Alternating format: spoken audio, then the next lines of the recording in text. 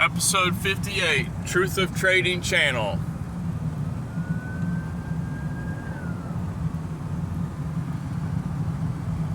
Man, that guy's in a hurry right there. Sorry about that. If you haven't had a chance to watch it and you're interested into what I was playing with last night on the charts, I posted up my dollar-yen trade, and I was tweaking with the MT4 platform. Generally, I use TradingView. You know, I have an account with TradingView, and I use TradingView for the majority of anything that I'm charting or looking at. But I'm working on developing my MT4 chart as well, because you know, when you're actually, well, not you, but when I am actually trading, you know, I'm trading directly on the MT4 platform. You know, I'm not trading on TradingView. You know, I'm looking at TradingView and then I'm, you know, trading on another platform. So I'm kind of integrating my trading and my charting into one platform. As far as, you know, actual trades go, you know. But TradingView has many more options. It's a very good program. They're always keeping it updated, keeping it clean, crisp. You know, there's nothing wrong with TradingView. And there's nothing wrong with MT4 too. But just it's a little bit different. It's a little bit more tweaking with, you know. People say it's old school, but I find that the more I chart with the MT4 platform, the more clearer certain charts become. And it tends to be more of a chart to me than a piece of artwork. And as far as the trade went, it went beautiful. You know, that trade ended up nailing both the take profit point. First take profit was like 290. Second take profit was like 400 some. We're up like 1,400 on the week. Beautiful trades. Beautiful trades on dollar yen this week. And I'm not sure what I can attest it to, you know. I mean, yes, I know I'm following my rules on them, and even though they're demo trades, I'm still not just entering wishy-washy, you know, I'm finding a clear zone or point of entry to get in at. But there's a big difference between trading live and demo. The money factor is not there. And you know, a lot of people say, oh, I do great on demo. Well, probably because you're putting down huge size and over leveraging, and you know, you only need to win one, and then all of a sudden you just, you know, make you look like you win big, you know. I'm working more on my consistency as a trader as opposed to home run hitter, you know, because I'm not sure if I'm not doing enough push-ups every day or what, but you know, I'm not hitting home runs. I've had a couple home run hits, but you know, it's so few and far between that all the minuscule losses in between just overshadow those home runs. And consistency is more of my endeavor at the moment, which I'm sure is yours too if you're looking into trading, you know, because you want to consistently be pulling from the market.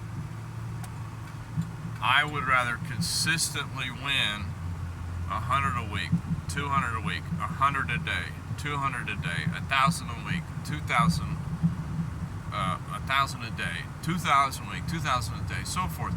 I would rather consistently win that than, you know, this week I made $5 grand and the next week I lost 3 grand, and the week after that I won 7 grand, and the week after that I lost 6 grand, you know, and it's just, I've been down that road. It's brutal, you know.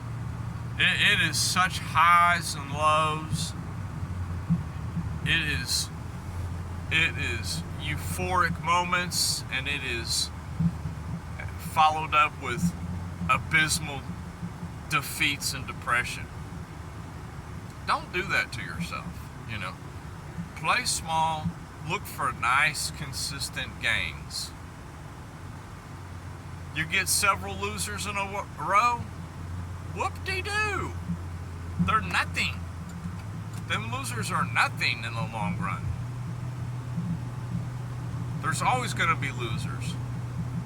The best traders out there have losing trades, whether they admit it or not.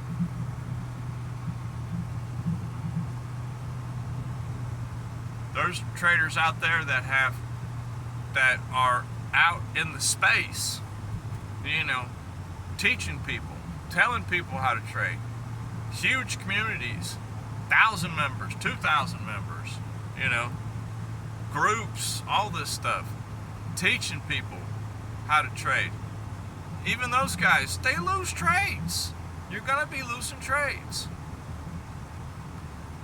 I've come across very few people that have like a real consistent win streak of 90 plus. Very few. Very few. I mean, they are extremely disciplined, and they have, you know, and they're not taking trades when there's no trade to be had. If a trade doesn't fit their criteria to a T, they don't even care. They've got money. It's not like they're worried about whether they're going to be able to put food on the table, you know. So they can afford to be picky, you know. And even when you have little to no money, you have to think like that in order to make money. You have to be extremely picky. Once you get your style down, you've seen a few wins, you've back tested your wins, you've seen, okay, some of my best wins have been from doing this, or trading this idea, or trading this type of pattern, you know. Then you hone it down and you focus in on that. And it all depends on where you're at in your trading journey. I'm 2.5 years in and I'm still learning. You're always learning. I'll be 18 years from now, I would have been trading for 20 years, and I'll still be a learner. You have to adapt with the market always. But once you get several years behind you, that experience is priceless, you know. And now I find that, you know, it's like encroaching on that break-even point is very nice feeling, you know. And knowing that, okay, you can win, you just have to keep executing properly. It's a good feeling, you know. And it's difficult because easy money is you just apply for a job and you show up and you just do the bare minimum and they'll pay you. And hard money is you having to mentally outperform other people. So, kind of like in the sports world, I'm trying to think of an analogy. You know, in the sports world, you have to physically outperform your competition. You have to run faster than he does. You know, you have to jump higher than he does. You have to have better reaction time than he does. And you have to think a little bit better than he does. But it's, you know, a lot of it's physical. And you got to lift more weight than he does, you know. But in the trading world, it's, you almost have to outmaneuver mentally and outperform others. And that's difficult, because that's where that experience gets people, because you got all these people that have been trading for a long time, and they make their living off of inexperienced traders. That's it. That's the fact of the matter. As a trader, you are making your living off of inexperience, or, you know, portfolio managers that just don't care. Because, let's be honest, there's a lot of that. There's a lot of that out there. There's a lot of, I've talked about this in very early episodes. There's a lot of portfolio managers out there. They are not concerned with how well your portfolio is doing. They're not concerned with how well the 1,000 employees that they handle is doing on their retirement. Could care less. They're just collecting your 401k from your check every week, and they're collecting the fees off of that. They spread it around into some very generic index funds, and then they just collect a fee off of it. It's that simple. They could care less what's going on with each particular fund. Some companies are better than others, but you know, you have to take financial responsibility for all of your investments. Hold your 401k manager accountable. Hold your broker accountable if you're trading. Hold your exchange accountable if you're trading. If they are having shady business practices, man, ditch them. You know? Just ditch it. There's always another one out there. There's always people out there willing to take your money. That is a fact.